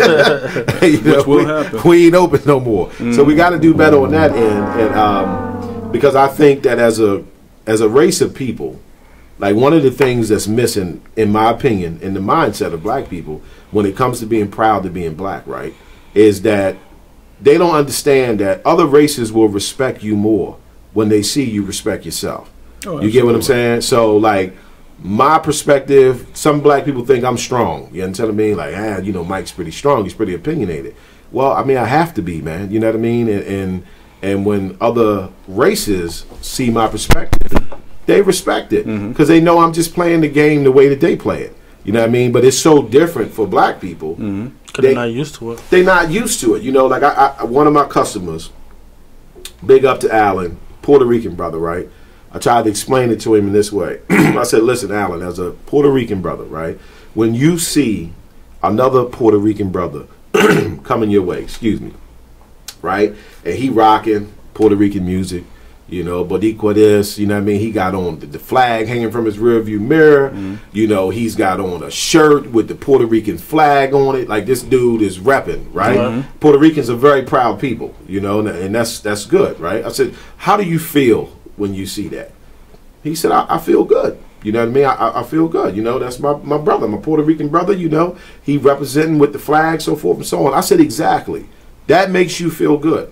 I said, that does not make black people feel good. Nope. He said, no, because he didn't know. He Puerto Rican, right? And he from Puerto Rico. Right. He didn't know. He said, no. I said, if a brother is coming towards a group of black people and he got on the red, black, and green shirt, he got the flag rocking, this dude pumping some black music. Right. He got on a shirt, says, I love to be black. I said, black people shy away from that. Right. They look at that and be like, oh, man, here come Brother X. Brother man, Mills. look, I'm going to holler at y'all. Let me go and get up out of there. So he started laughing. He was like, that's crazy. I said, that is crazy. But that shows you how the other races are proud to be who they are. And black people feel like you cross the line if you come off like, I'm black. But you know what I mean? I tell white people all the time, listen, I didn't ask to be black. I just got lucky. Right? I just got lucky. You know what I'm saying? Right, Jay got that on right now. I just got lucky. So he wasn't aware of that. And that's what I'm saying, and he's a Puerto Rican brother, been around black people his whole life, so forth and so on. But he didn't know just that little subtle difference. I said, oh, yeah, we're not proud of that. I said, black people shy away from that. You know what I mean? Last thing they want to be associated with is a brother or a sister who's proud to be black. Right. And we got to remove that mentality, because where did that come from? Right. That was put in your mind. Right. It didn't come from us. It was put in your mind. Your family will turn against you. That's right. I've been called militant before, right? And the brother who said it to me, I told him, I said, listen, I see where you're coming from, but you got to understand that terminology was given to you by your oppressor. Wow. It's your oppressor who taught you that when one of your brothers or sisters rise up and begin to be proud of who they are and try to do something for y'all, you label him as militant. You know, and I told him, I said, but listen, understand this: if it wasn't for brothers and sisters who possess the spirit that I possess, you guys possess, Brother Nate possess, who you know are not afraid to speak on certain situations, I said, brother, you wouldn't even been able to be here and call me militant because you've been in the cotton field. Because coming out of that cotton field didn't come from brothers like you. It came from brothers like me who stood up and said, we ain't doing this. You understand what I mean? Not today. Not today. So that's what I mean. We are so mentally brainwashed not to be proud of who we are, and I'm trying to change that. I'm trying to really brainwash you. I'm trying to wash your brain of some of the filth and toxins that was put in it, the same ones that was put in mine. You know what I mean? And it took for elders and other people to educate me on it, to make me realize I got to change the way I think. You know what I mean? Like these people have conditioned me to feel a certain way, and I just refuse to be on that path anymore. You know what I mean? And it's very enlightening when you can feel good about being who you are. Amongst other people who feel like you too. Right. And speaking on that conditioning, keep in mind that conditioning didn't happen overnight. No. It happened over a lot of years, centuries, etc. So it's not going to change overnight. Right. But this change has to start. It's got to start. And I think the first place it has to start is by us not being afraid to talk about it. You know, so this is why, you know, I created the Black by the Man radio show, so we can talk about things like this. And I know even today there are some people watching this that are a little uncomfortable, you know, and if you are uncomfortable, let me look at the camera. This is not for you then. I'm sorry you're uncomfortable. As Mike, as we used to say back in the day, you know, I heard you say it plenty of times, and I've said it too. What's the phrase? The revolution ain't for everybody. That's right. The revolution ain't for everybody. Right. But it will be televised. You know, it ain't for everybody, but it's for us. I just don't want us to continue to be afraid to be involved in things that benefit us and us only. I understand people have jobs, and nobody's asking you to go to work tomorrow looking like Marcus Garvey. Right. You know, like, don't be stupid, keep your job. You know that stuff puts people in fear, you know, but in your spare time, you know, you should be able to, you know, be a black person, be proud to be black, and get involved in things that's going to help benefit your people, because that's what everybody else is doing. Right. All the other races do things to move their race forward except us. Absolutely. You know what I mean? Black people actually think it's racist to focus on just black people, you know, which is just the craziest thing ever. But those are comments I've had made to me before. I've even seen Dr. Claude Anderson speak on him receiving comments like that. And he's very politically correct with everything that he says. But his whole basis is for us. You know what I mean? You can't be afraid to be for us. We don't have to be against anyone. We just have to be for us. I mean, perfect example I like to use is just because you're trying to save the dolphins don't mean screw the octopus. Don't mean you got to screw the octopus, brother. I like that. You know? Save the dolphin. So look, we're going to go to commercial break again. We'll be back. Black by the Man, Brother Mike, Mr. Walker, Jay Capone the Barber. We'll see you in a few. Yeah, I like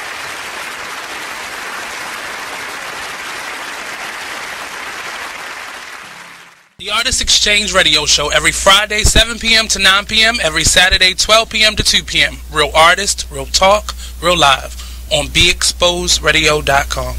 As busy as you are, because they're good at itemizing their time, and they actually have a passion for what they do.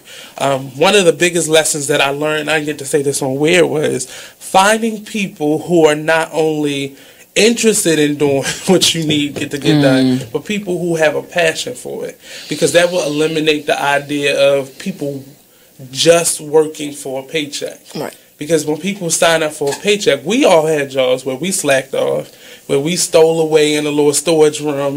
Fell asleep. Thank you. I saw a meme the other day that had Bart Simpson and the little boy with the glasses. I didn't watch the show, so don't be mad at me. Don't send me no daggum messages. The little boy with the glass, Millhouse, that was his name. He's showing him a cave, and it says, when you're asked to show around the new coworker, and it says, this is where I come to cry. Cool.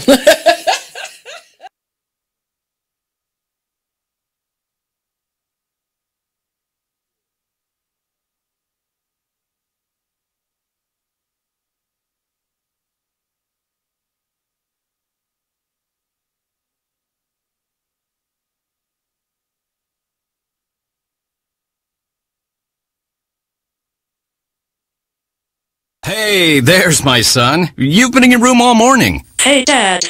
Matt, what's wrong with your voice? There is nothing wrong with my voice. Oh, well, it's just sort of. I have been playing my video games and electronic games for so many hours. Uh-huh. Well, it sounds like it might be time for you to take a break, or... Hello, Dad.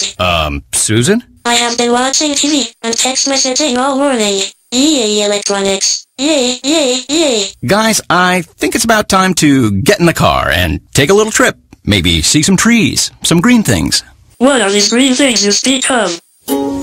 This weekend, unplug. Take your family to the forest. There's nothing in the world like experiencing nature firsthand. Trees, paths, bluebirds, streams. Getting closer to nature can get you closer to your family.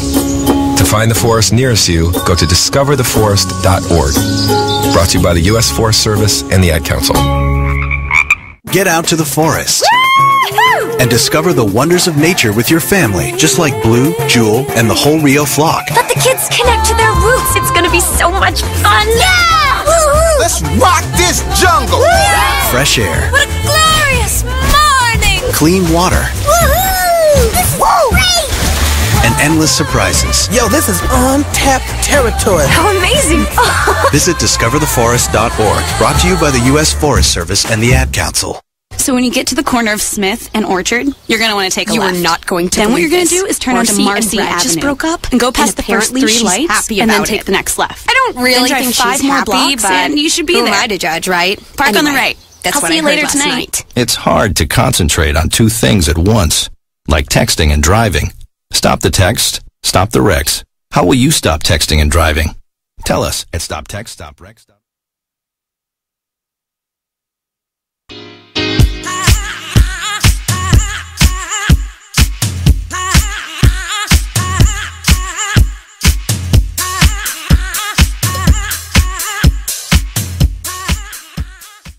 You are listening to BeExposedRadio.com. Welcome back, everybody.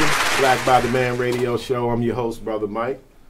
So in case you missed it, we were here talking about group economics and things we need to do to improve our situation. I want to take time right now to give the number for those who choose to call in. 410-702-5657. That's 410-702-5657. Feel free to call in if you have any questions or want to participate in the discussion. We want to thank everybody who has been tuning in and for our first show. In case you didn't know, this is our very first show. Everyone, show.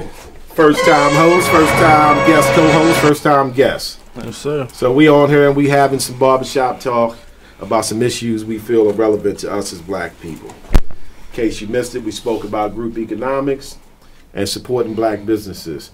So, fellas, what else do you think we need to be more educated on in order to improve our conditions as a community of people, as black people? Improve our conditions. Well, unfortunately, the area we need to dive into is something that's going to rub some people the wrong way, but it's got to be done. We have to actually understand what others have done to us and continue to do to us. Oh, I agree. So it's not something that's going to make everybody feel warm and fuzzy inside. Right. But in order to progress yourself and your people, you have to know who's trying to oppress you and what they're doing on a regular basis. Right, yeah. Well, you know, for me, and I'm going to play off Walker's words here. You know, this is going to rub some people. It's going to rub people differently, right? You can open the door for this, right? Here go Brother Mike. You know, my thing is you have to know who your enemy is. And, of course, when I say that, I don't mean that in any essence of hating anyone. But I'm saying in order for you to understand what you've been through, where you're heading, and where you need to be going, right? You have to accept who your enemy is. You have an enemy. As a black person, especially in the United States of America, there has been a proven enemy. Absolutely. You have an enemy. You understand what I mean? So I'm saying I don't hate anybody. But I am aware of who is against me. Brother Mike, tell them the gazelle story and the tiger used to tell. Yes. So when it comes to the enemy situation, right? Y'all don't like this. My analogy is this. You know, the elk and the deer are aware that the lion is their enemy. They're not walking around every day saying, I hate lions. You know what I'm saying? That's not what they're doing. They're living their life, right? But they understand that when they are in the presence of that lion, their antennas is up. Yeah, they are now in the presence of their enemy. So in the presence of their enemy, you know, they're going to conduct themselves a certain way. Mm-hmm. And I'm saying we have yet to face that, because when you tell black people, you know, you have an enemy, the first thing they think of is hating somebody. Oh, I don't hate nobody. No, we didn't ask you to hate nobody. But you have to face the reality that there is a set of people who have done things to you to put you where you're at and to keep you there. Right. So how can you ever elevate yourself past that if you can't even accept who did it? All because, why? Why can't you accept it? Well, other than the fact that they psychologically trained you to accept it. Right, you know what I'm saying? You know, but the reality is a lot of black people, because they think it means they can't be friends with Becky. Mm-hmm. They think it means, you know, that, you know, the Dakota can't come to their wedding now. You understand what I'm saying? And that's not what it means. You know, like we don't harbor no hatred for nobody, but we understand who's been our oppressor. So until we can face that, and we find it hard to face that, we are scared to face that. And it's very puzzling to me, because I don't understand what else needs to be done to you for you to recognize that there are forces at work that want to prevent you from moving forward. I mean, these are the same forces that enslaved you, murdered you, raped you, oppressed you, molested you, you know what I mean, psychologically damaged you. Like, what else is there for them to do for you to see, you know, what the reality is? So I'm saying, when you understand who your enemy is, now you can begin to build a defense, and even better yet, an offense. Right. Mm-hmm. But if you can't accept who your enemy is, you have no chance of moving forward. Impossible. Because you can't face the reality of who keep busting you upside your head. You know what I mean? You're just on a treadmill. You're getting a lot of run, but you're not going nowhere. You're not going nowhere. So I think we have to face reality, and I think education is a key. Stockholm Syndrome plays a major part with that. You know, like we've been taught to love those who you know, are not loving us. Right. You know, and it's just to a point now where we have to realize, look, love those who are going to love you. Right. You know, for them people that's not going to love you and going to try to label you and make you out to be something you're not. Screw. Yeah, you don't have to love them. You don't have to. You understand what I mean? You don't have to love them, but you got to recognize what's what in order to even get in the game. You know, to get in the game, you got to know who you're dealing with. Absolutely. I mean, as a black person, we've all had personal experiences with everything from discrimination to racism to just flat out lies. But again, this is why we got the Black by the Man radio show. We now have a platform where we can discuss these things. If I made anyone uncomfortable with what you heard, you know, it's not the intent. It's not the intent. You know, I apologize if your feelings were hurt, but you need to tighten them feelings up a little bit. At least mine. Right. I hope your feelings get hurt. Do something about it. You say, Jay, you hope it? Do something about it. Right, yeah. Get mad, put your energy towards something that's going to benefit us as a whole, because we have to get away from just looking at ourselves as individuals. Right. Because we all got kids. You know, whether it's your kids or your nephews, and that's your little cousins, right? You know, so we got to begin to try to build differently for them. You know, we can't just keep passing on the same advice, or you know, on how we're supposed to handle things. We gotta make things different. So look, we're going to break again for commercial break, and then we're gonna come back. Oh, we got a caller. Okay. Hello. Headphones here. Hold on, we got a caller. We live, y'all. Hello? Hello, I can hear you, caller. Can you hear me? Oh, yes. How you doing, brother? This is, I'm doing all right. This is Cleo Graham, out Austin, Georgia. What's up, bro? How you doing, Cleo? What's going on, brother? Thank you for calling Hey, in. man, chilling. Hey, I'm another barber brother in the community. All right, the brethren in the building. Oh, yeah, you know it. The question I have is, why is it in the black community that the parents have such a hard time on making the demand on what their children are going to do? For instance, you know, the examples I use, you know, like Tiger Woods, he could have been something else, but his daddy made him a golfer. Yes. You know what I mean? Michael Jackson, you know, Michael Jackson could have did a whole bunch, but Joe Jackson made his children entertainers for their sake so they could live.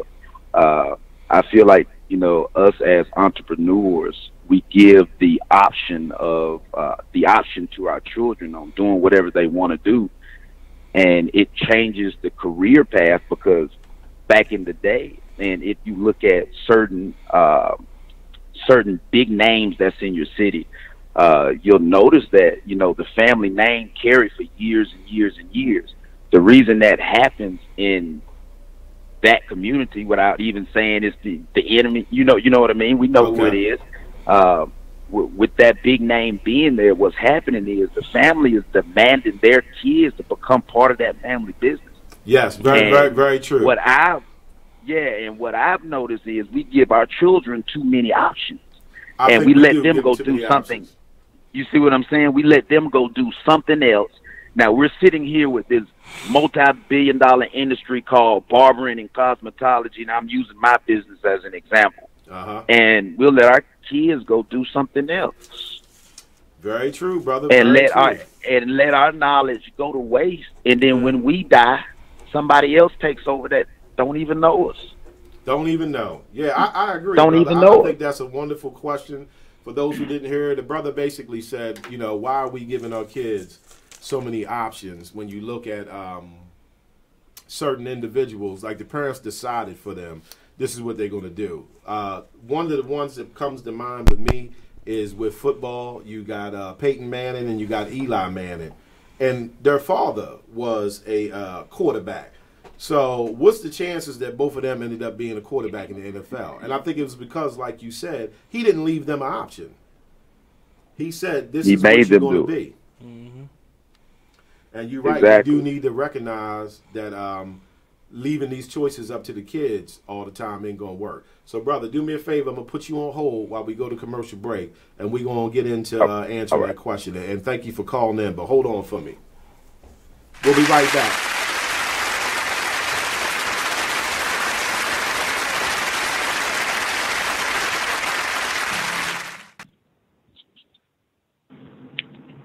Check out what you missed on Be Exposed Radio. Are you getting your kids this hoverboard thing that's taken over the country? They range from $300 to $600. They're blowing up. And then, I mean, literally blowing up. That one video, I thought that was going to be the one and only video that I saw in reference to it, and it wasn't. I seen... Now I could probably tell you about 10 to 15 videos of this happening, where this battery gets super, super hot and burns like holes into your tennis shoes. Oh my! And I know you would be pissed if you was wearing Jordans and you just paid all that money. You know, your lights are off, and especially if they're from China. Your lights off. Check out the Talk Lately show every Tuesday nights from 7 p.m. to 8 p.m. right here on BeExposedRadio.com.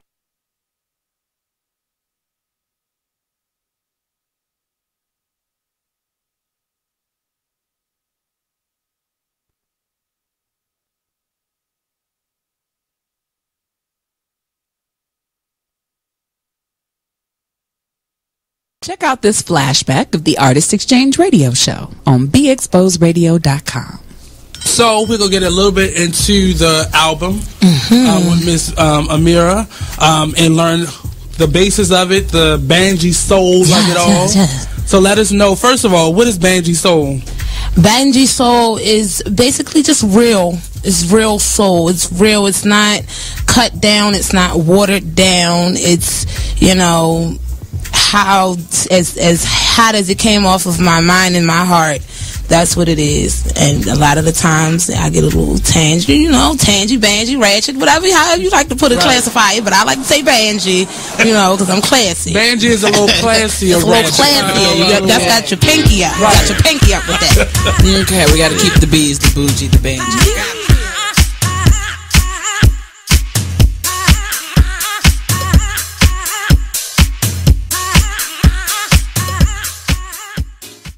You are listening to BeExposedRadio.com.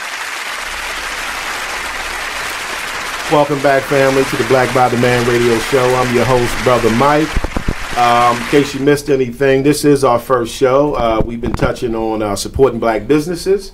We also been touching on what can these black businesses do to draw in more of the black community.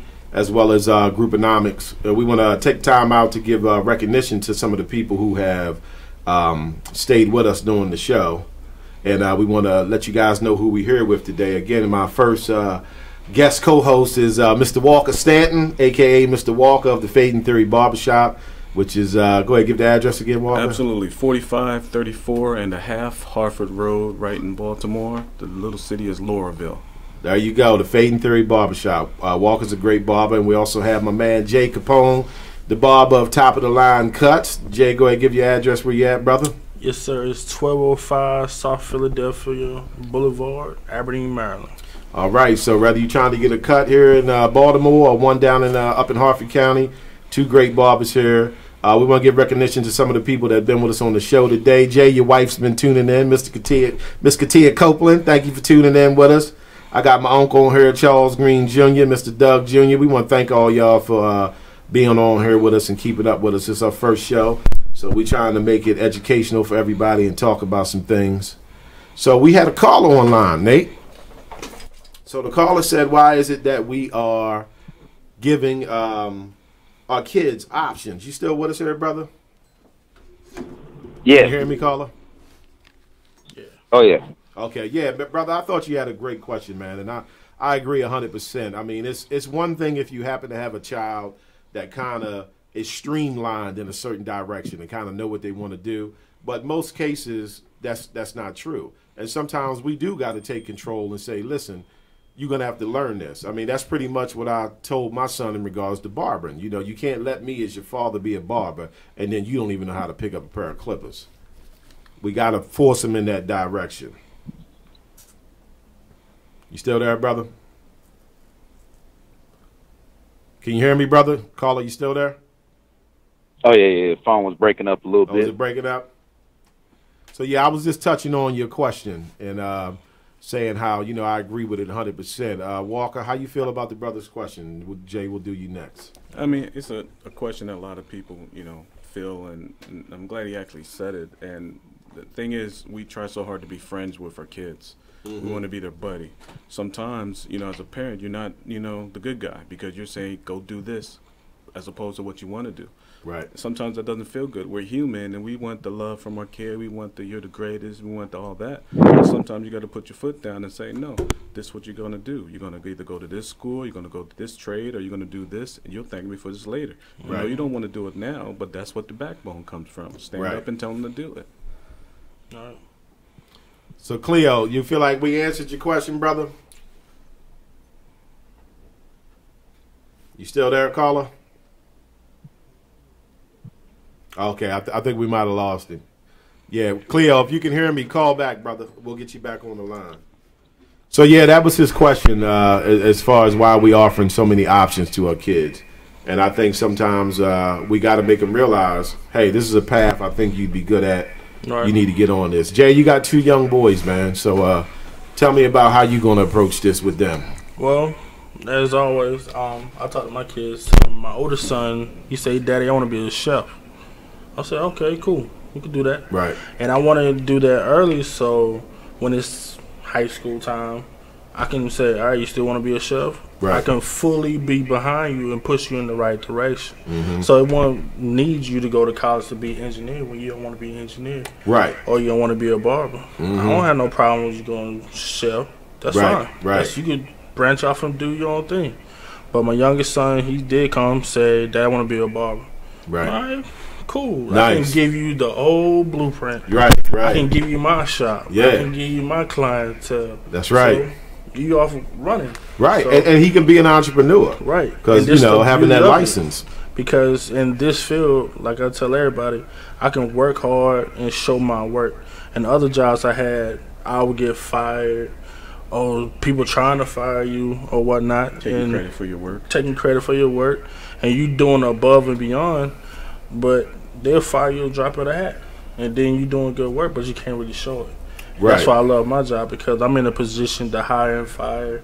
So if you're a felon, I can hire you. Right. I don't need to know what you did. Mm-hmm. I just need to know where you want to be. Right. So in this field, if you want to make $1 million and being a barber, it's possible, and you can It's do definitely possible. Right. It's definitely possible. There's nobody holding you back in this field. Right, and it's kind of recession-proof what we do, because whoever's still making money is going to need a haircut. Exactly. So we're going to be in the game no matter what's going on. But I definitely agree with what you're saying, and it offers opportunity to be a business owner. Right. You know, which we need more of. Right. You know, like as black people, we got plenty of people with jobs. We know how to get jobs. We know how to get the education and go get the job.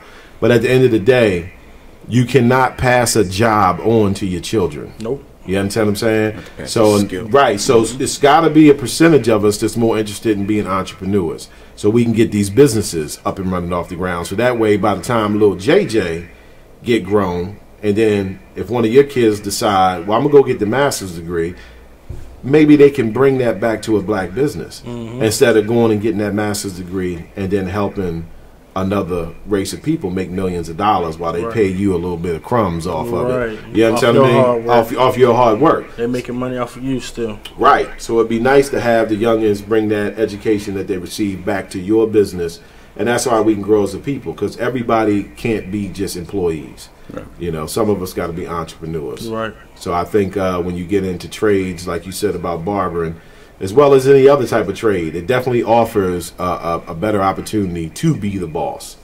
You know, to be the boss. Okay, we had somebody said can't pass a job. Am I reading that correctly on here? Yeah, that's Cleo right there. Oh, is that Cleo? Yeah, very true, Cleo. Yep. You definitely can't pass a job. You don't want to be stupid. We got to make that money, you know. But I like what the brother said. You can breed a gift into your child. Yeah, that's very true, brother. You know, and that's what we got to take more control of our kids, like he was saying, and not just leaving it up to the kid to figure out what they want to do. Right. I mean, you know your child, you know, so you know, yeah, you know what your child might be proficient at, right, and not, so forth and so on. Because I wanted the option of, all right, you're not going to be an NBA player, you're not going to be NFL. Now, in my case, that's what all I was thinking. But I had a major injury that signed me line. So what else I got? And luckily, I fell into being a barber. Right. And that being a barber opened so many doors for me. I get to meet people. I got out of my shyness. I met friends that turned into family. Got you a little more outgoing. Yeah. So it was a blessing in disguise. Yes. So I don't even pick up a ball no more because that's not my dream. I pick up clippers. And they don't quite get, like, we not just barbers. Barbers are also your therapists. You know, we hear it all. you know how the therapists say, come sit in my chair. Well, that's what we do too. Come sit in my chair. Right. And people tend to open up to us. Like the experiences I've had talking to people as a barber, it's mind blowing. You know, like I had to realize just how much a customer will just open up to me. You know what I mean? And I had to really start making sure I respect confidentiality. Yeah, you got to. You know what I mean? Like, because they'll tell you something. You know, I had a customer, come in one time and, I'm like, how's everything going? And he's like, man, my wife cheating on me. I said, oh, well, let me shut the door. Let me shut the door. We can get into this. But that's what I mean. Therapist. And for that person, it was therapeutic to be able to vent that to somebody, so forth and so on. So, we do some things. Right. We do some things. So, Cleo, man, I definitely appreciate you participating here, man. Mr. Cleo Graham. Because this is our first show. We wasn't sure if we was actually going to get a caller. So I'm very thankful that you called in. It was a great question, brother. We loved discussing it. So please stay with us and participate even more. So group economics is what we left off with, gentlemen. Absolutely. And things we need to do better with these businesses and practice group economics. So I want to say one way to get involved with group economics is definitely blackbydemand.com. Place an ad on there if you want to sell something. If you're a business owner, place an ad on there to advertise your business so that African Americans can find it. Now, the website itself is used by everybody. So, you place an ad on there for your business. It's not just going to attract African Americans, but we want it to be a focal point where you can find that black business, because everybody needs black businesses. Black people, white people, Asian people, we all need black businesses. So blackbytheman.com is where you can find that. If none of that fits you to place an ad or to or have something to sell or a job posting, you can support the movement by simply hitting the donate button on blackbytheman.com and just be a part of helping our people do better as a community of people. So we got 2 minutes before we go to the next break.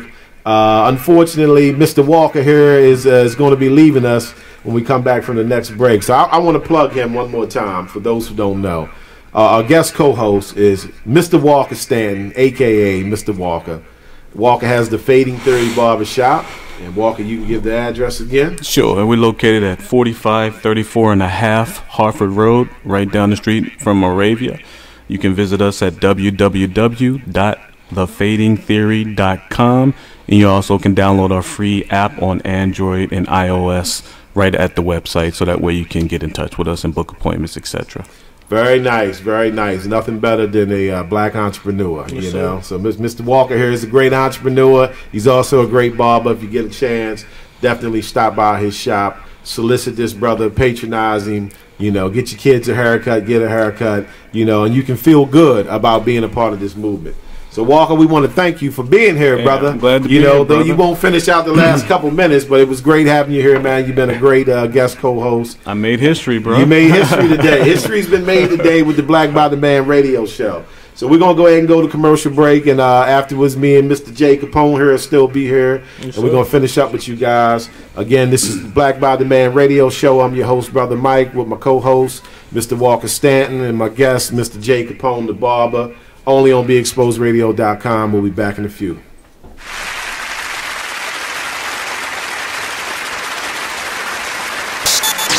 Join the club that gives you stuff. Hey, thanks! Radio Loyalty. Here's how it works. Just click on the Radio Loyalty banner right now and sign up. Then, you keep on listening like you already do. But now you earn points. Those points add up, and you can trade them in for stuff in the Radio Loyalty store. Earn more points by sharing your station with friends on Facebook and Twitter, answering surveys, and by using the apps in the New Players App Store. Pretty simple, right? Radio Loyalty. Click that banner to join now. Check out what you missed on Be Exposed Radio. Listen to Elizabeth Warren talking about Black lives and Black life.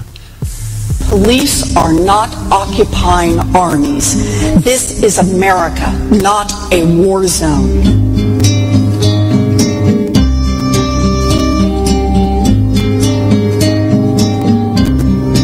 I speak today with full knowledge that I have not personally experienced and can never truly understand the fear, the oppression, and the pain that confronts African Americans every day.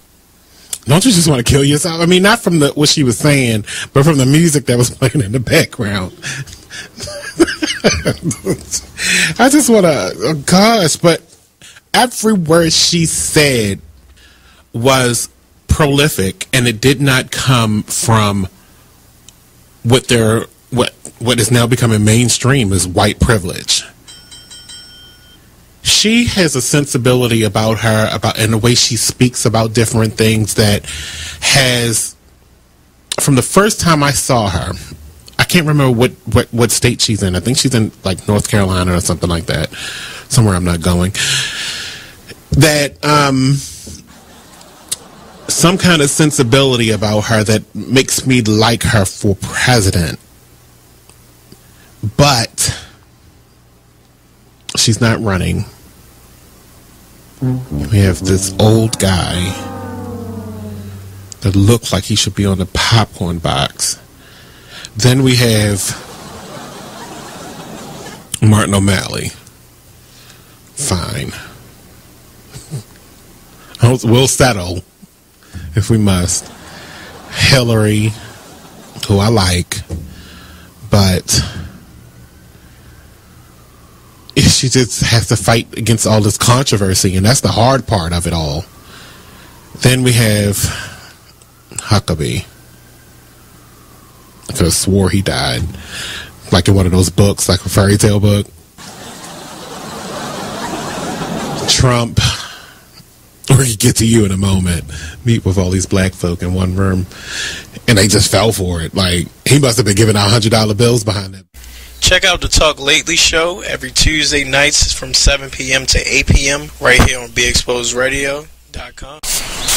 Whoa. The moment my son saw a redwood tree. It's huge! Is the moment I knew that for him, You can't even see the top of that thing! even the sky has no limit. There are some moments only the forest can inspire. Find yours at discovertheforest.org. Learn about forests near you and discover cool things to do when you go. Your moment is out there. Find it at discovertheforest.org. Brought to you by the U.S. Forest Service and the Ad Council. You are listening to BeExposedRadio.com.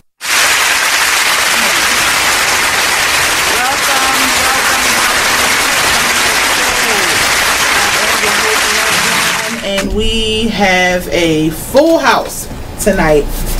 My co-host Leslie Swirl and Miss Lasha G, y'all already know. Hey. Tony Bling, y'all already know. But I have with me Mr. Paul Jackson. Yes, ma'am. And my brother, Mr. Kevin Little here. Well, all right. So I'm quite sure this is going to be a hot topic. I'm very excited about today's show. And I'm also excited because for the first time, the men outnumber the women. That is true. Wow, I didn't even notice that. Finally. That took some... Was this... This is the first time, right? Yeah. Yeah, okay. I was like, wait a minute, maybe I messed up. Finally, the men outnumber the women. And I really wanted that.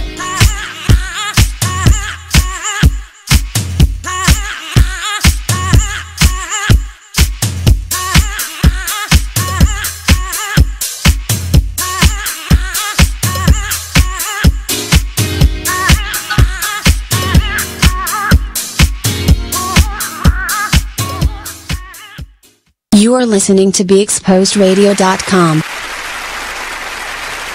Hey, welcome back, family. This is Brother Mike with the Black by the Man radio show. I want to welcome everybody back. So in case you missed it, our co-host had to leave a little early, Mr. Walker Stanton of the Fading Theory Barbershop. We've been having a great conversation today. I thank everybody who's participating, everybody who's listening. We've been talking about group economics, what we can do more to support black businesses, what black businesses can do more of. So I want to get back to, with the black businesses, what they can do, what black businesses can do to kind of draw in more black people to support them. So I think the first thing that I would recommend is, recognizing where the complaints are at. Right. So when I talk to black people about doing business with black businesses, some of the complaints that I have encountered are the hours are not normal hours. Like they don't operate according to the hours they put on the door. Mm-hmm. Customer service. Customer service is a big one. It goes a long way. Goes a long way. And then I've also heard about pricing. They feel like things are too high. But I think that customer service one hits home more than anything. There's no easier way to make a black person not want to come to your business, again, as a black business, than if they don't receive proper customer service. Right. So, Jay, do you have any situations off the top of your head where you dealt with a black business and you felt like, see, I'm trying to patronize them, and then they're not in here treating me right? Can you think of any situation? They say, Nate, you can? Yeah, feel free to chime in, Nate. Nate's on the engineer board today, in case y'all didn't know. For one instance, my wife, she's get her nails done now by somebody's black. Mm-hmm. They out there in I want to say Essex County or something like that. Mm-hmm. It's a good shop. I like the atmosphere. They give you wine, they give you cupcakes, they give you all that. But if we're there on time, say 12 o'clock, she don't get in the chair till 1 o'clock. Right. We don't leave till like 4 o'clock. Right. And I know the Koreans can get you done and in and out in an hour. See, now did y'all hear that? See, this brother is trying to deal with his wife getting her nails done at a black nail shop, but he's saying they not owning up to having good time management, right? They're having you there too long. And I think the nail industry is one of the industries we need to take back. Right. Because our black women spend a lot of money on that. So anybody out there that's listening, if you have a skill set to do nails, Do it. Yeah, you should definitely try to get that going in the direction They get paid. where we can get a black business, opening up behind that. I definitely would do anything I could through Black by Demand to help you. So anybody out there that's listening about nails or any business perspective, you can email me at blackbydemand, the number 4, the letter U, at Gmail. So that's blackbydemand, 4U, at gmail.com, because that is an area that we need to take back. Mm-hmm. But yeah, that's definitely not good. I've also heard that complaint in regards to salons. Like black women spend a lot of time in salons, so I think from what I've gotten, from what I've heard, they understand they're going to be there for a few hours. So they already then, allotted a time frame, or I might be here for 3 to 5 hours. But then they end up being there for 10. That's 10 to 12 hours, right? So we got to do better on that end, So you're going to lose out if you're going to allow a black person to compare their experience with your business to the experience that they receive when they deal with businesses for other races. Right. So if that other race is offering better customer service, you stand a chance at losing a customer. You stand a chance at losing a customer. So we got to do better with that customer service to make that black person feel, these people treated me like I was, a $1 million customer. Right. So I try to make sure I treat all my customers, very fair, right. Complete courtesy, to show them I appreciate them coming to me. It's a lot of barbers out here. They didn't have to come to me. Right. So I'm going to give you the best customer service I got, whether you black, white, or whoever, because I cut everybody.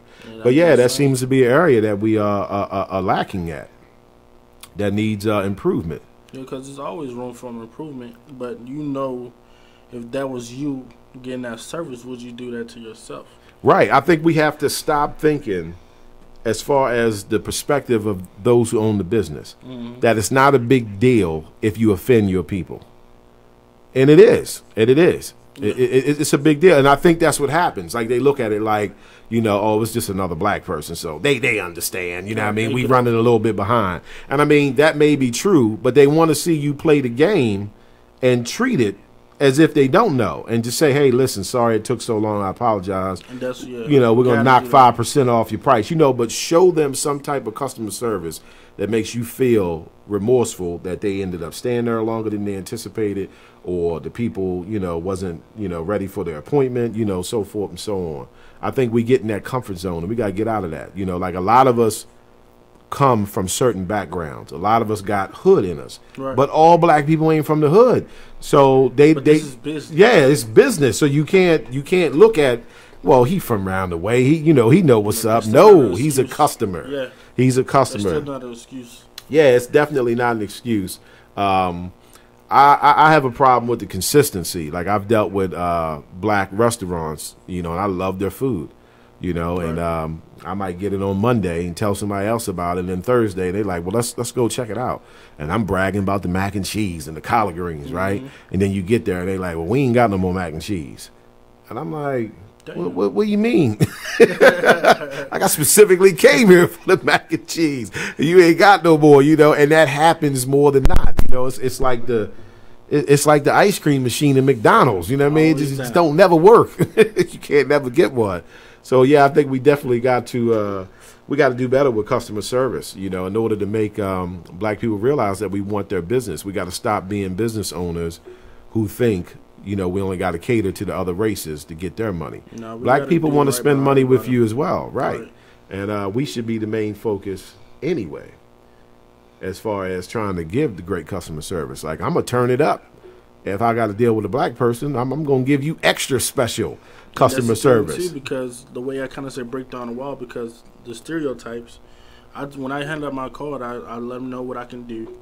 But I also say, if you don't like it, you don't have to pay for it. Right. If you're not satisfied. I let that guard down and say, all right, right. I'm going to give them a shot. Right. But at the end of the day, I'm not going to let you walk out with something you're not satisfied with. Right. You got to be happy. I mean? Right. So I'm going to do my best by mine and my people, too. So. Okay, so y'all hearing it first from a couple of barbers. So if we can recognize that we got to do better with customer service and try to do better, and we got the most laxed environment of all. I mean, it's a barbershop. but even we still feel we want to offer the customer great service. So we're going to finish this discussion after we come back from this break. Brother Mike, Black by Demand Radio Show, guest Jay Capone the barber. Dessert. Oh, this is the last segment? Okay, I'm sorry. Yeah, we on our last segment. Ain't going to be no commercial break. All right, well, thanks, everybody, for tuning in. I definitely want to thank my man, Jay Capone, the barber here, for sitting in with me, Jay, on my first show. Yes, sir. You know, this is history in the making. It's the Black by Demand radio show, sponsored by blackbydemand.com. And we looking forward to having some more of these conversations, man. I hope y'all tune in. For my people out there, I hope we have met your approval today with the discussion that we've had. We're trying to bring forth some things that we feel are relevant. That's only going to improve us. We're never out to offend anybody, just to educate and keep things moving forward. So, again, please check out blackbydemand.com. Support the movement. Buy a T-shirt, buy a wristband, place an ad. Support. Call in to the Black by Demand radio show. I'll be here every Monday from noon to 2 p.m., only on BeExposedRadio.com. Nate, I want to thank you, brother, for being the engineer today. And this has been great, man. I'm looking forward to diving into some things. If you guys got some topics that you feel you want me to cover that are relevant, feel free to hit me up at blackbydemand4u@gmail.com. That's blackbydemand, the number 4, the letter U, @gmail.com. So we're going to wrap it up, man. Show number 1. Episode 1, Black by Demand Radio Show. Brother Mike, thank you, everybody, for tuning in. I'll see you guys Monday, and we're going to get into some other things. Black by Demand Radio, y'all. Peace. Word. We made it.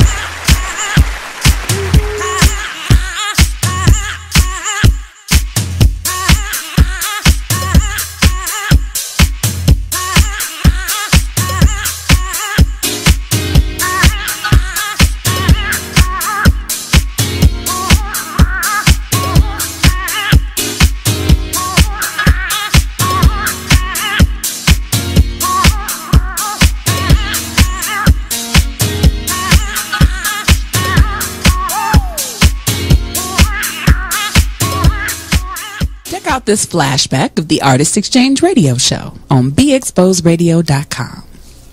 How did you know that this is what you wanted to do as far as being a singer or entertainer? It's always been in me. It's always been a part of who I am since a child. Since a child, I've always gotten karaoke